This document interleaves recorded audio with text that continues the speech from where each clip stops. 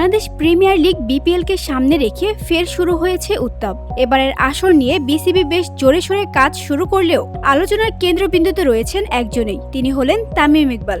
জাতীয় দলের সাবেক অধিনায়ক, 2 আসরের শিরোপাজয়ী তামিমের বিপিএল খেলা নিয়ে এখন চলছে জল্পনা কল্পনা। তার ফিরে আসা নিয়ে আশায় থাকলেও বাস্তবতা বলছে অন্য কথা।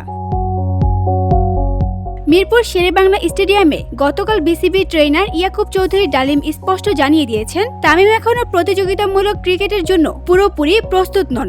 ডালিম আরও বলেন, ক্রিকেটে ফিরতে চাইলে তামিম ইকবাল খেলতে পারেন শুধুমাত্র মজার জন্য, বিনোদনের অংশ হিসেবে। কিন্তু বিপিএল এর মতো হাই ভোল্টেজ টুর্নামেন্ট কিংবা সেমিফাইনাল, ফাইনালের চাপ নেওয়া এখনই উচিত হবে না। তবে সিদ্ধান্তটা একান্তই তামিমের। সবাইকে কাঁদিয়ে মাঠ ছাড়তে হয়েছিল তামিমকে। ডিপিএল এর সময় বিকেএসপিতে এক ম্যাচ চলাকালীন হঠাৎ অসুস্থ হয়ে পড়েন তামিম। তাৎক্ষণিক সিপিআর দিয়ে তাকে বাঁচিয়ে তোলেন ইয়াকুব চৌধুরী ডালিম। মৃত্যুর মুখ থেকে ফেরা তামিম এখন শারীরিকভাবে স্থিতিশীল, তবে প্রতিযোগিতামূলক ক্রিকেটে ফেরা তা একেবারেই হুট করে সম্ভব নয়।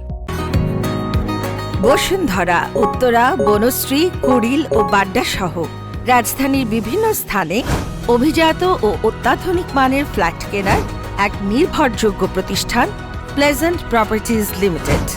তাই আপনার স্বপ্নের আবাসনের জন্য আজই যোগাযোগ করুন।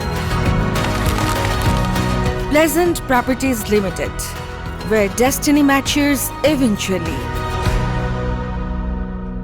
আসার কথা একটাই, দিন দুয়েক আগে তামিম নিজেই জানিয়েছেন, চেষ্টা করব বিপিএল দিয়েই ফিরতে। VOD Bangla news desk.